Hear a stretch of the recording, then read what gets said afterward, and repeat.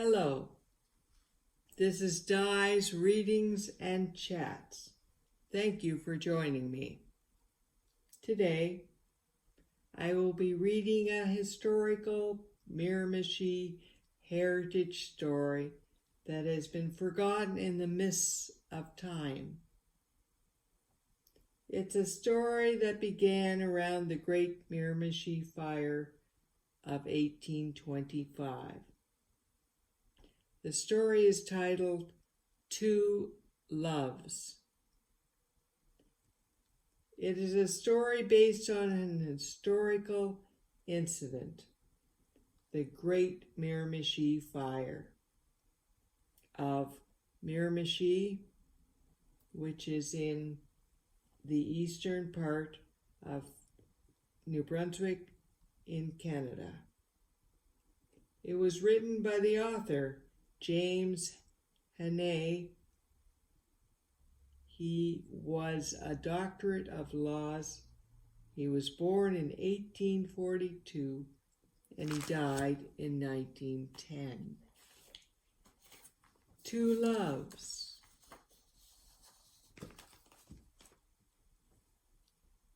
There are no doubt millions of people in America today who have never even heard of the Miramichi Fire, yet it was at one time the talk of both hemispheres.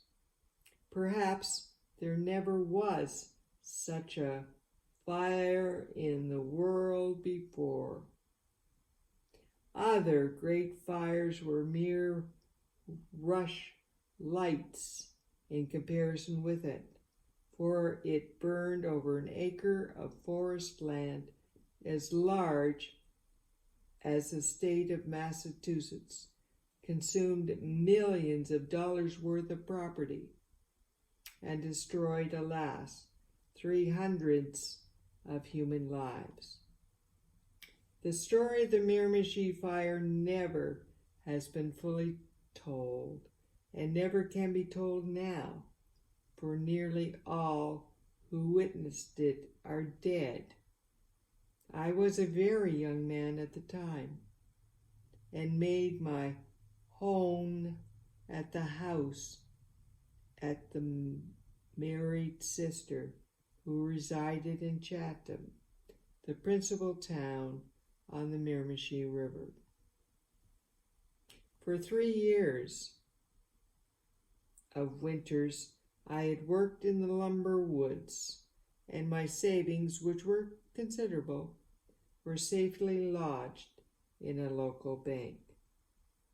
In summer, I went to school, for my sister was ambitious and wanted me to be a lawyer or a doctor, and during spare hours, I helped my brother-in-law in his store.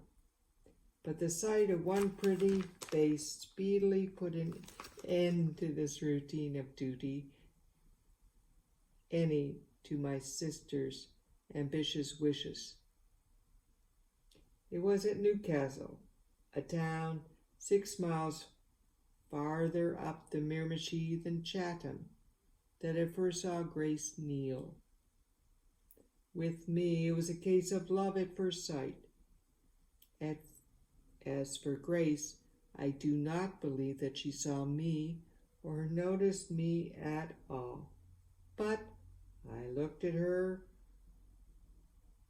and I think of her still as the fairest of women, with her lovely brown hair, her clear-hued eyes, her fresh, blooming complexion, and her graceful form. She was just 18, and as unconscious of her beauty as she was beautiful, for most of her life had been spent on a little farm that nestled in the midst of the vast forest. This first view of Grace was had in the autumn, a short time before I took my departure for the lumber woods.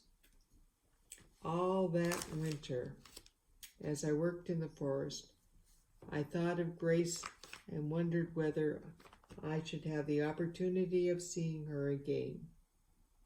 I did not even know her name, nor where she lived, and therefore it seemed as if nothing but some lucky chance would again give me a sight of her. I had hardly left the woods in the spring when that chance came. I was sitting in a store at Newcastle, which was owned by the man who employed me in the woods. It was when Grace and her mother entered to make some purchases.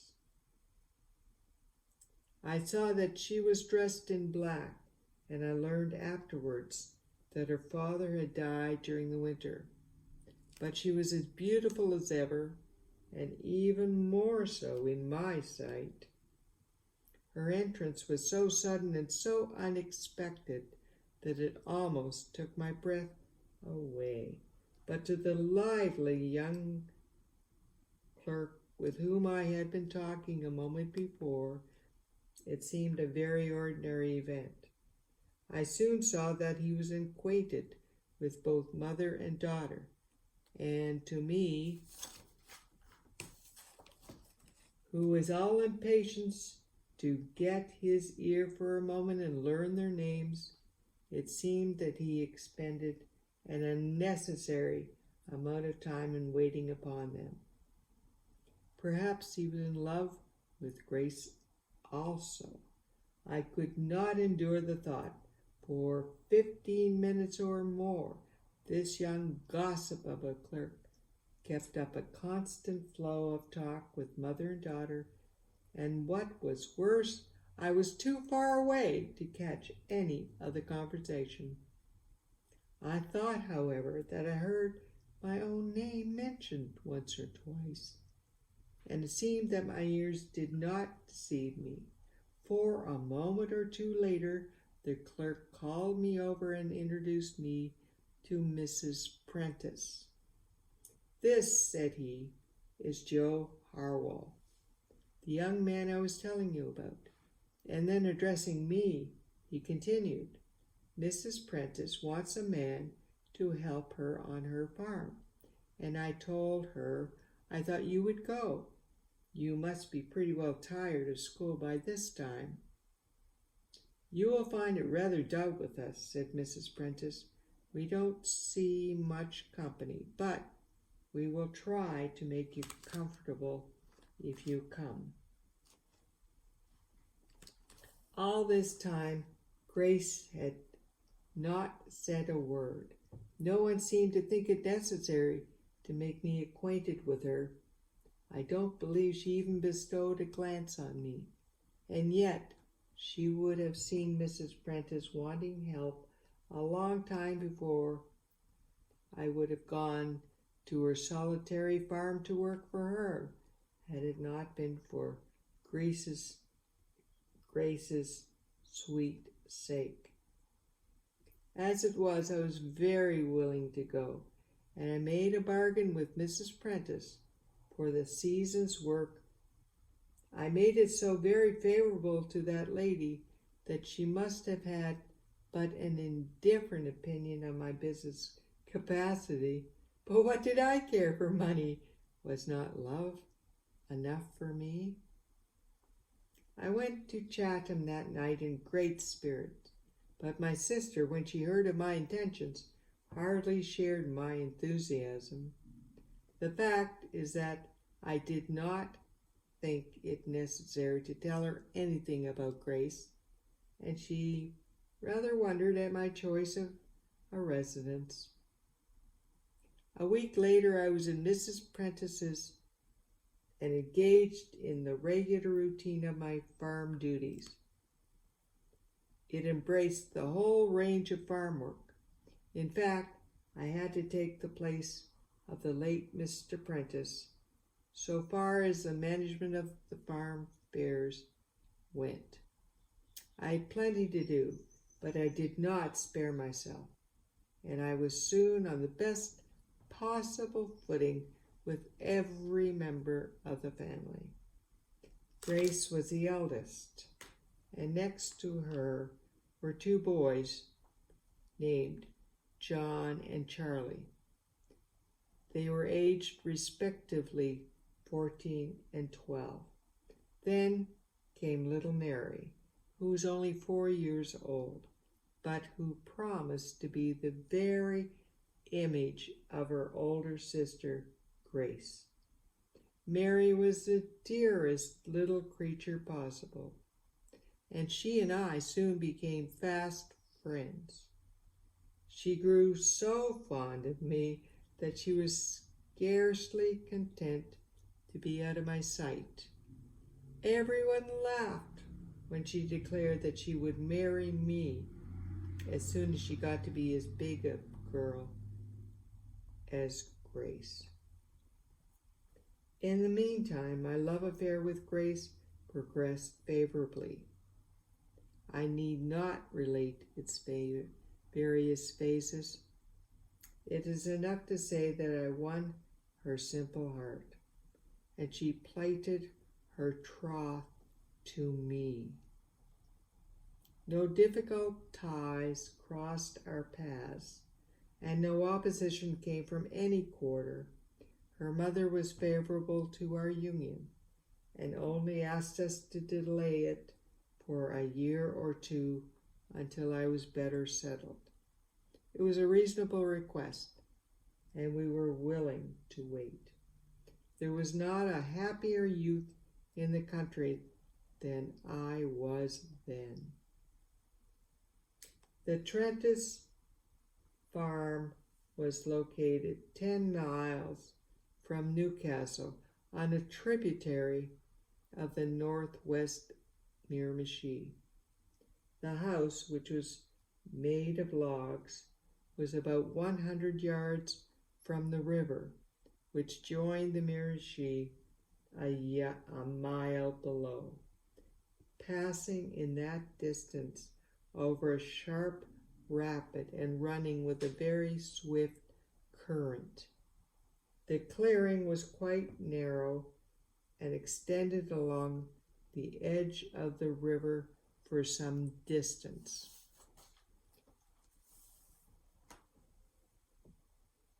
The house was close to the river too, and the barn closer still.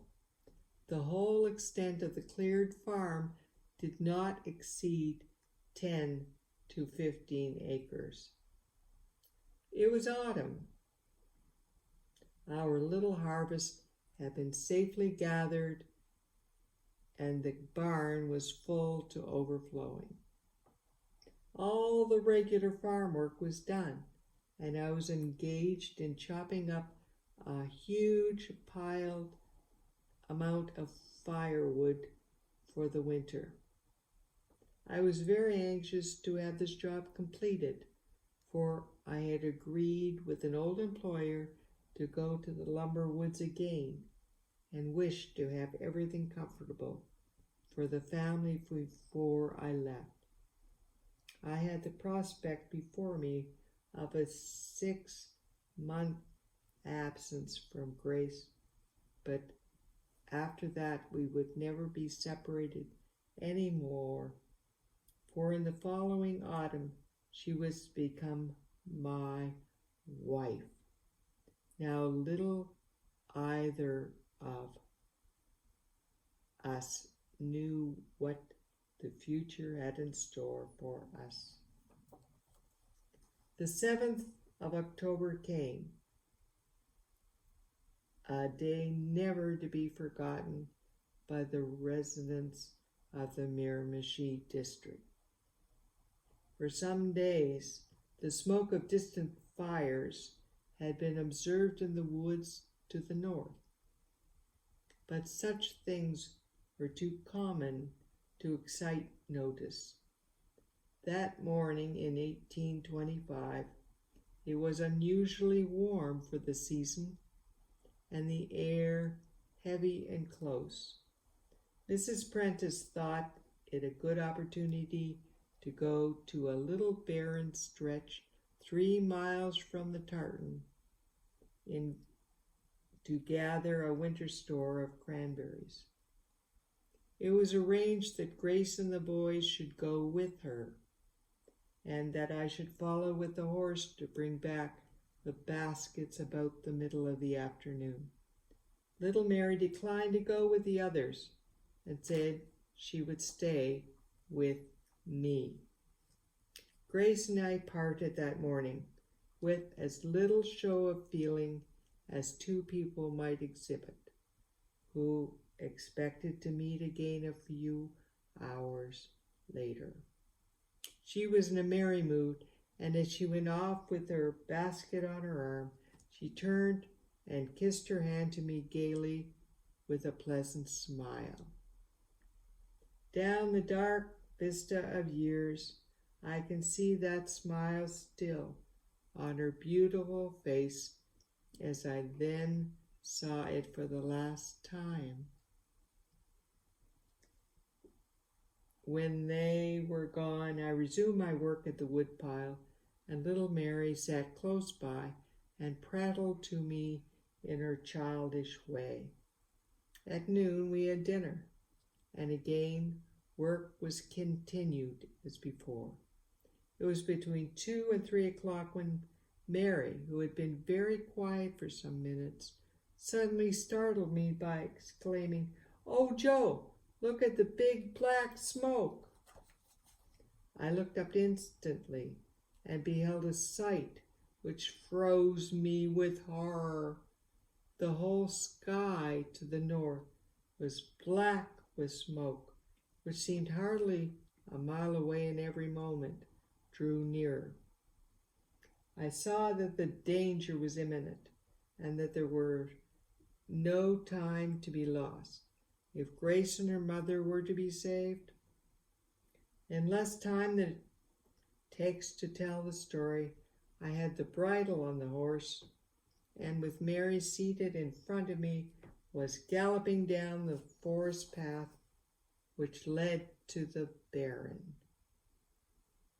The distance was 3 miles, but before I had accomplished half of it, I met the farm fire. It was in vain that I attempted to get around it. I was forced to retreat, and was only by the most desperate efforts that I was able to return by the path I had entered so rashly. When I got back to the clearing, I was grimy with smoke and almost suffocated. Little Mary, who had no idea of the danger we were in, had suffered from the smoke also, but I had saved her from its worst effects by wrapping my coat around her head. When I got back to our little clearing, I saw that it would not be safe to remain there many minutes longer. Indeed, the farm had already reached the woods on its margin, and I observed with dismay that the trees between us and the Miramichi River were on fire. Yet our little river, now lined with burning forest, was the only avenue of escape for us. We must pass through that fiery portal or perish where we stood.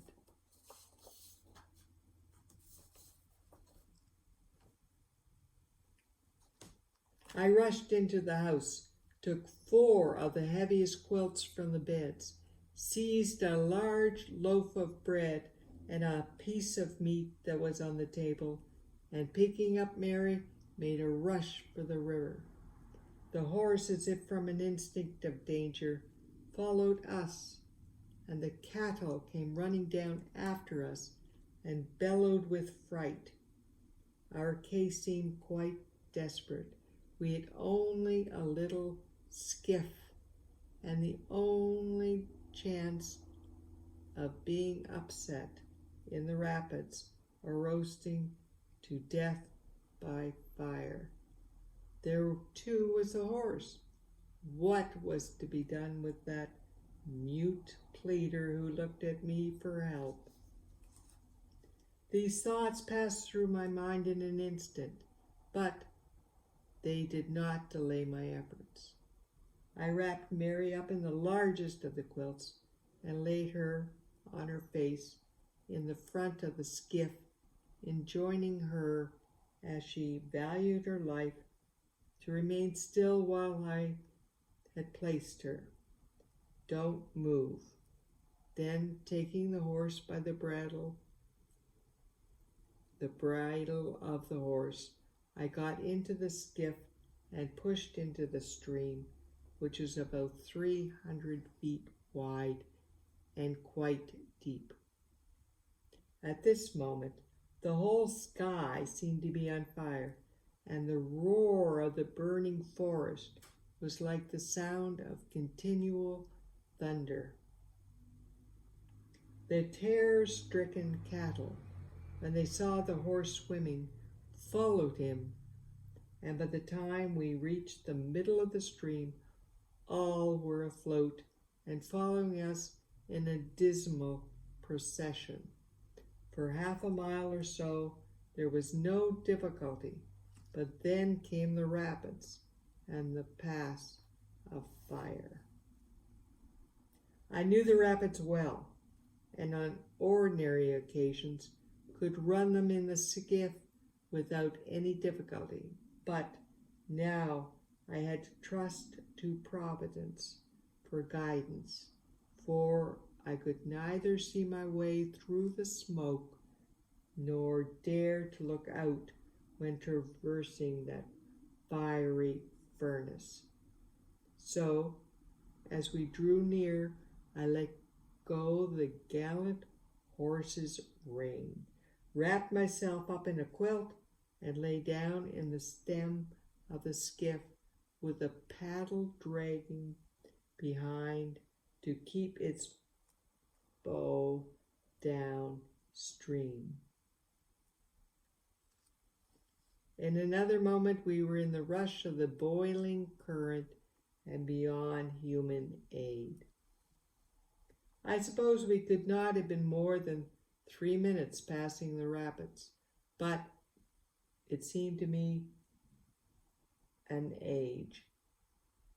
I never realized before so completely the idea of utter helplessness as during that brief space of time.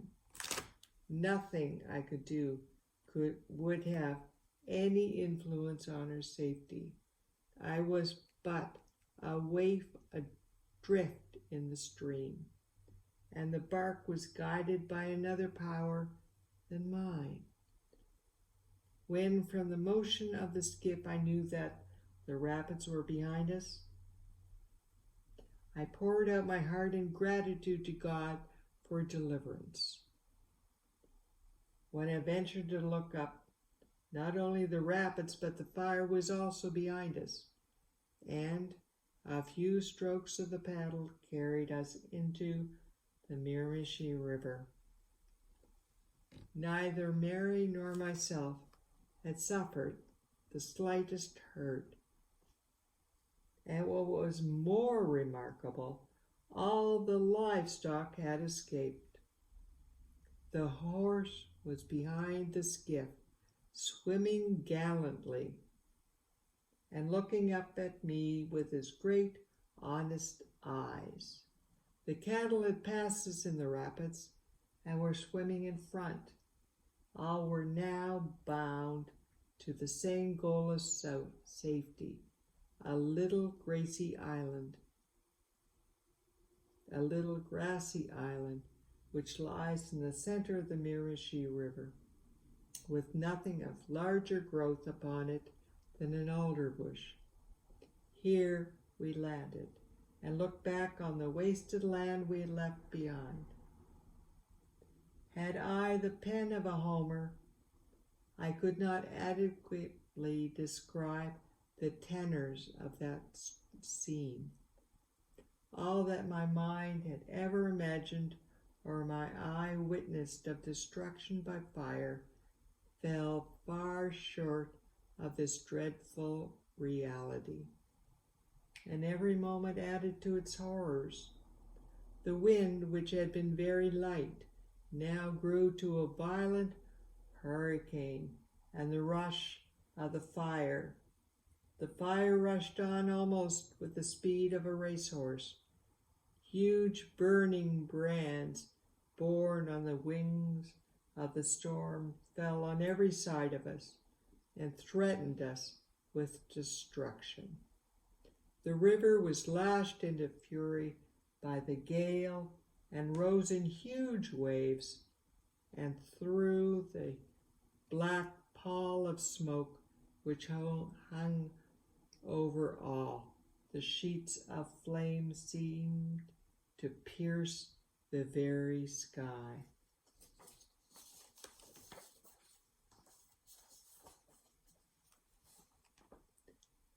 As I sat and gazed on this awful scene, my courage, which had sustained me while struggling for life, now seemed to fail me, and I burst into tears. I had saved myself and little Mary, but where were the rest? Where was that fond mother and her two brave sons? Where, above all, was Grace, my love, my life? I looked towards the blazing forest for an answer, but I saw written there nothing but death. And when little Mary laid her head on my shoulder and weeping said, "Joe, dear Joe, where is Ma?" I could only reply by tears. The long weary night passed, but the morning sun brought no cheer. Our little group of cattle were still with us, and hiding among them was a huge moose who had fled from his forest haunts and sought refuge with his enemy, man. Poor wretch, who would have the heart to do harm to him? Was he not a fellow sufferer with us all? He remained unmolested and still on the island when we left. My first care was to take little Mary to a place of safety, but where should I go? Every human habitation for miles was destroyed, and for all I could see, the whole region was swept of living men. My sister's house in Chatham was the only place of shelter I could think of for Mary, but even Chatham might have been destroyed. We set out on our melancholy voyage down the river, both banks of which had been completely swept by fire. Until we reached Newcastle, we did not see a human face. But that place no longer existed. The fire had swept it away, and its distracted inhabitants were wandering in silence among the ruins of their homes. They looked upon me as one risen from the dead, for they had thought that all the inhabitants upriver had been destroyed. Douglastown and all the villages north of the Miramichi River were burnt. They told me Chatham had escaped. Thank God for that. I still had a home. It was late in the day when I reached Chatham, and my sister was almost wild with joy when I appeared, for she believed me dead. She took little Mary to her kind, womanly heart, and I may say here that for the next 14 years, that noble woman and loving child never were parted for a single day. Mary had indeed lost her mother, but it is seldom that the loss of a mother is so generously replaced. That very night, I returned to Newcastle to obtain assistance to search for the Prentice family. I felt that they could not have escaped, but I could not endure the thought of their remains being exposed to the chances of the wilderness. Accompanied by 2 stout lumbermen, I started off on my melancholy mission. I would gladly omit or forget this part of the story. The thought of even now, it fills me with unspeakable sorrow. My fears were only too sadly realized. All had perished, and we found the 4 in a group together near the edge of the barren where they had fallen in their attempt to escape. Burnt beyond recognition, mother and daughter could only be distinguished by some remains of their clothes. The lovely face that had smiled on me so tenderly a few hours before was now a blackened mass in which not a feature could be discerned. And this was all that was left of my darling Grace, my wife that was to be. It was many a long year before I got over the shock of that discovery. We buried the Prentice family together in the churchyard at Chatham, and a handsome stone tells the sad story of their death. When this last duty was accomplished, I felt that I could no longer live in a place where I had endured such misery. Nor did my sister attempt to detain me, for she felt that change of scene and active employment were the only medicines that would be of any benefit to me. So I kissed Mary and my sister farewell and went to sea.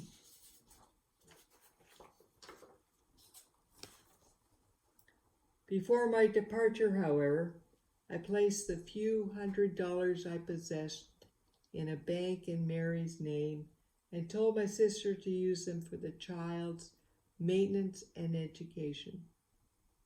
To this sum was added the price received for the horses and cattle rescued from the fire, and also the money realized from the sale of the farm, of which Mary was the sole heir.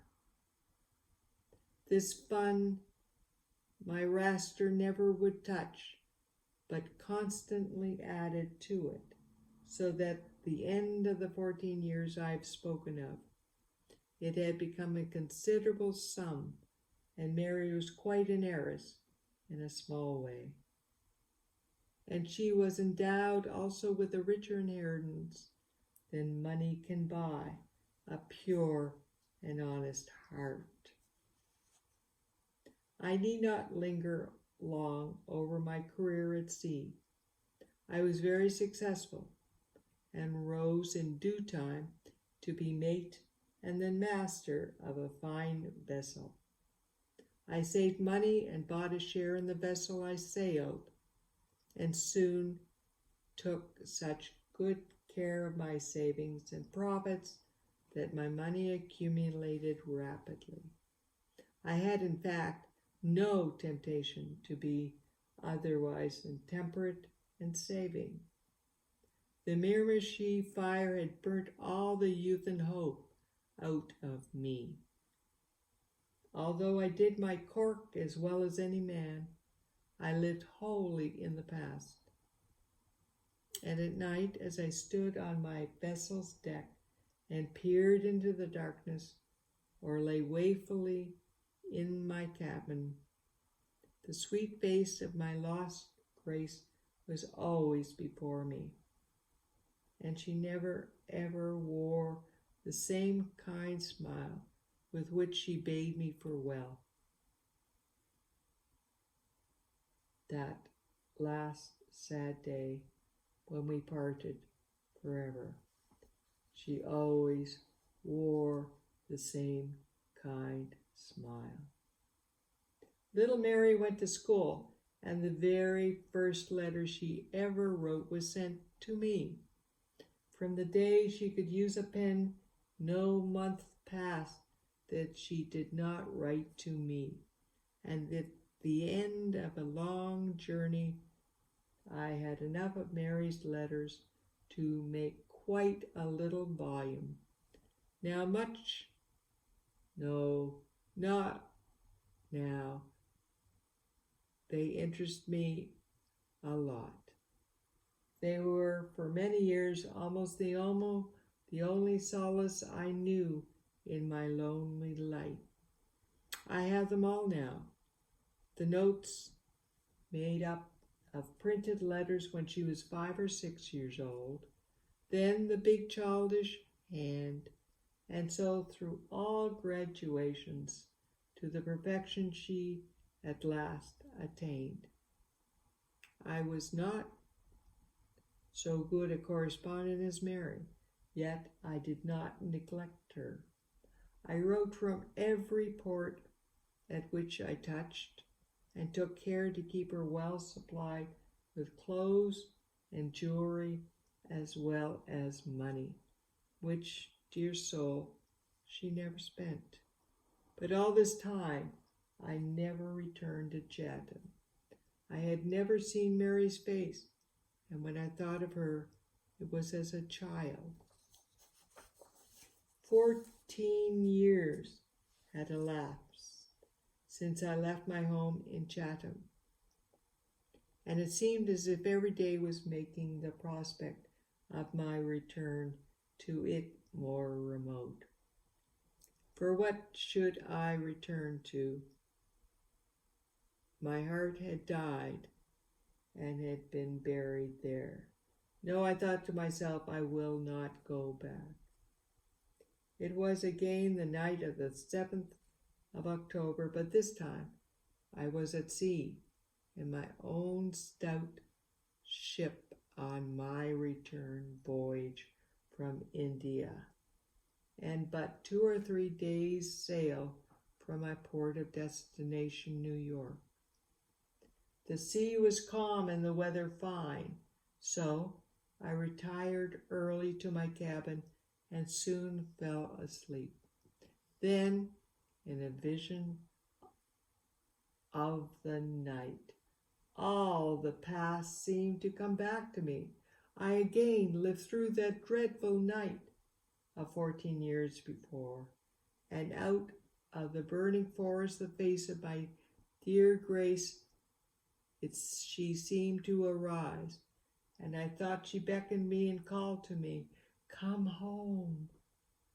Her voice seemed to sound so full and clear that I awoke, but the cabin was silent, save the ticking of the clock, and again I fell asleep and dreamed. This time I thought I was on my own ship, and that I had been aroused by the terrible cry of fire. I heard of the sailors rushing overhead, and the orders of the mates as they encouraged them in their struggle with the flames. All I thought was in vain. The fire could not be stayed. It advanced aft. The sailors were driven to the quarter deck. Horror of horrors!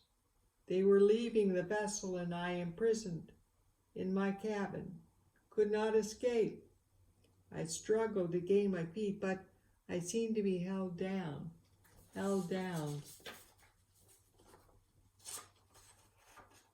by some superhuman power. The exit from the cabin was barred by the flames. All hope was gone, and I could only die. Again, in the midst of my struggle, the face of my dear beloved Grace seemed to be rising, calm and serene. She waved back the flames with her hand, and they disappeared, and again she called to me, "Come home." I again awoke and was conscious that something was wrong. I rushed on deck, and at the head of the stairs met the mate with a pale face. "It is all right, Captain," said he. "The fire is out, and no harm has been done." "What fire?" I asked. Has the ship been on fire?" "Why," said he, "the boy stupidly upset a lamp and a lot of cotton waste, and it made a nasty blaze, but it is all out now and no one the worse." "Thank God!" I exclaimed. And without another word I returned to my cabin. But before I went to sleep again that night, I made my mind up what I would do on my arrival in port. It was the first accident of any kind that had ever happened to a ship of mine, and I vowed that I would never give fate another chance. We reached New York in a couple of days, and the other owners that were very much surprised when I told them I was not going to see any more. They were sincerely sorry to lose me, for I had made money for them as well as for myself. And when I expressed a wish to sell out my shares in the vessel, they met me in a liberal spirit and purchased them on favorable terms. My good ship went to sea again a few weeks later, and when I saw her depart, so staunch and gallant looking, I almost regretted the step I had taken. But I thought better of it as week and month passed on without any tidings of her arrival in any friendly port. For from that hour to the present she had never been seen by living man. Did she perish by fire or by violence of the tempest? Who can tell? But I shall always firmly believe that my good angel sent me the midnight warning which hindered me from sharing her fate. My business in New York had detained me for some weeks, and Christmas was approaching before I set out for Chatham. I had written to Mary after my arrival, but gave her no hint that I intended to give up the sea. So when I arrived in Chatham on Christmas morning, no one expected me and no one knew me. How should they, indeed? I had left the place a slim, smooth-faced youth. I returned to it a strong, full-bearded man with the marks of 100 conflicts with the storm stamped on my face. I put up at the hotel, and although I wrote my name on the register, it was in such a tremulous hand that no one could read it. And if they had, how much wiser would they have been? Who is likely to remember Joe Hanwell when even the Great Fire was beginning to be rather an old story? I took my breakfast at the hotel and turned my steps towards my sister's dwelling. I approached it with a trembling heart. As I passed the window, I caught a glimpse of a matronly-looking lady, whom I thought was my sister, but she did not see me. I reached the door and knocked. In a moment or two, it was opened, and when I saw her in real flesh and blood, the face and form that had haunted me for so many years, those features which had appeared to me so often in the night watches, and which had risen from the midst of the flame to warn me to come home, I started back and almost fainted. "Good heavens! Who is this? Grace! Mary!" I cried. "Is it you?" I hardly spoken when Mary, who was indeed she, with a loud cry, fell into my arms, and the whole household came running to see what was the matter. My sister rushed to embrace me, and when my worthy brother-in-law made his appearance on the scene, he thought for a moment that the females of his family had lost their senses.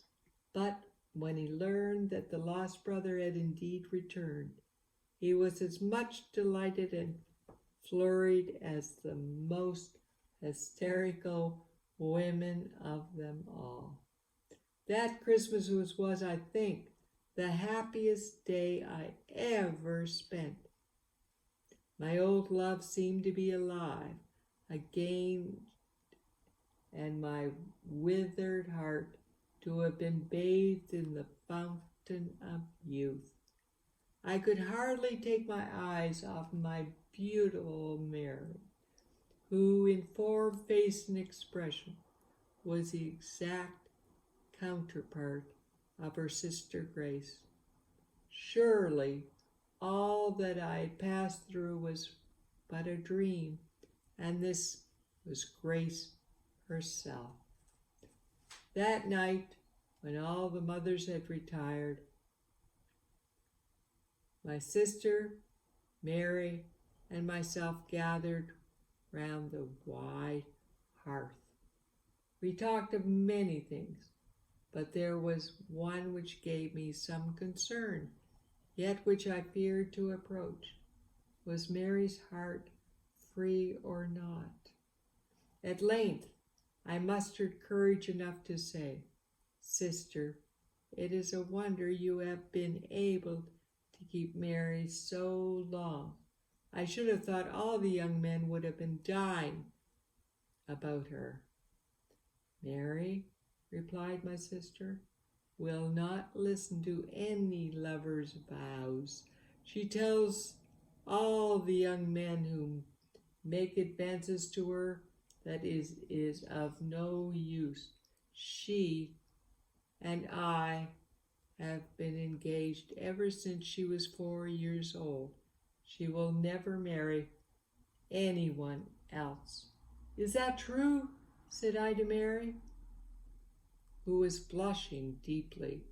"If it is, you have to say so, and this hand is yours, for I swear to you that since your dear sister Grace perished, I have never spoken of love to any other woman, or felt my heart glow for any other except yourself."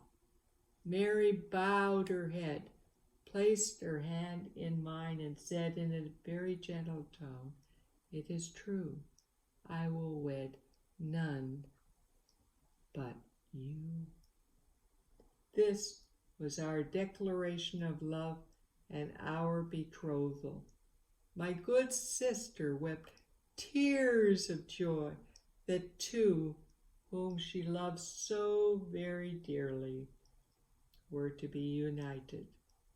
A month later, Mary and I were married, and for 35 years she was the best and fondest wife that ever man had. When she died, there ceased to beat the purest, tenderest heart I ever knew, except that other heart which was stilled on that awful day.